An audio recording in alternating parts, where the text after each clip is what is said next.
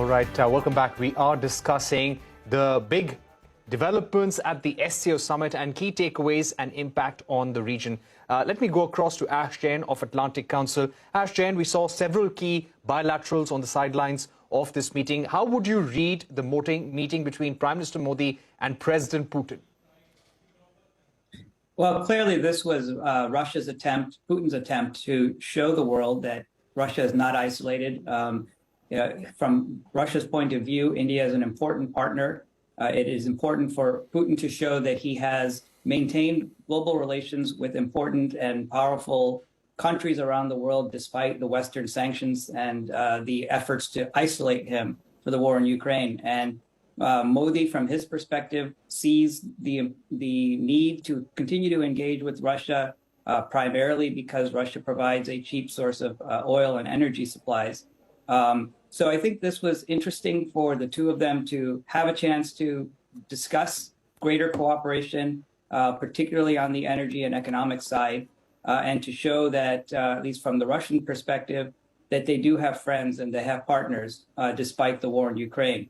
I think it's somewhat treacherous for India in this case, because India is also under a lot of pressure from the United States and the West to distance itself from Russia. The effort is to try to penalize what Russia is doing in Ukraine by cutting off and isolating it economically and diplomatically. So Modi is taking somewhat of a risk here in terms of creating some greater tensions or discomfort in his relationship and his desire to maintain a good partnership with the West, even as he continues to stand with Putin. So it's a balancing act. And it's a right. challenge that India is continuing to engage in here as it tries to balance its economic interests, but also maintain and strengthen ties with the West, with the Quad, and with other countries that it needs, especially if it wants to continue to have a robust kind of defense with regard to the challenges from China. Right. Ambassador Casey saying, coming to Iran, we saw the Prime Minister having a bilateral with the President of Iran. There was a bilateral between Russia and Iran as well on the sidelines of this meeting. President Putin welcomed President Raisi into the SCO as well. So how do you see Iran's presence here at the SCO, the key conversations, the takeaways from the meetings? Iran has joined SCO at this summit. And I think the Russians, the general information is that the Russians are working to ensure that the nuclear deal is not revived very quickly as far as Iran is concerned. Because was Iran to get the nuclear deal and therefore have the sanctions lifted, it may start producing and exporting more oil. It's been suffering and the sanctions may be lifted.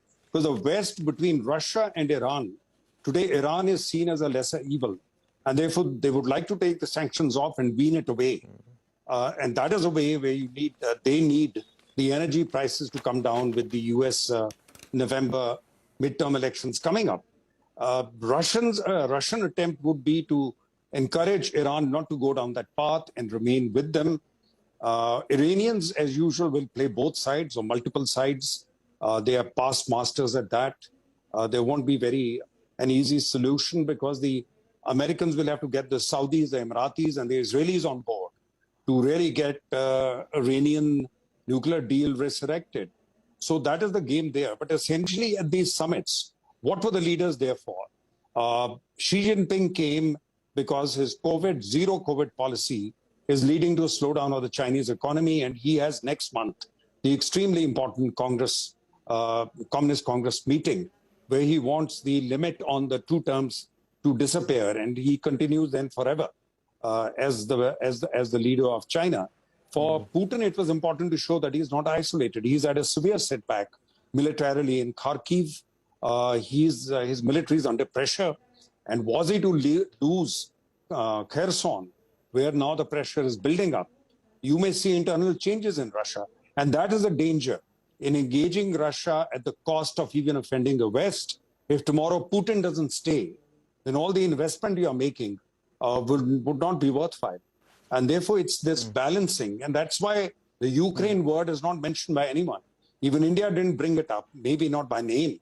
When we are talking of instability and stability comes in, nobody asked why there's instability. Because the Chinese are assertive in South China Sea and they want to invade Taiwan or threatening to. And the Russians started the Ukraine war, which is what has caused the global inflation, which has caused energy prices to go up, and the food crisis, because the wheat produced by Ukraine was stuck there for many months. Nobody is asking that question. That the very guys who are now saying that we are looking for stability are the ones who are causing instability. And India is now sitting at the same table with them. So it's going to become more and more difficult for India to do this balancing. Right. There'll have to be some plain speaking to be done with both sides. You can't just do it with the West. You have also to do with these two gentlemen that you sit at the table with. So therefore, it's a balancing game, but which will get more complex, has already got complex, and may get more complex as we go forward. Okay, we've run out of time, but Brahma Chalane, Ambassador KC Singh, Ash Jain, thank you very much for joining us here on Global Eye, giving us your view on the big highlights of the SCO Summit. Thanks for watching. Goodbye.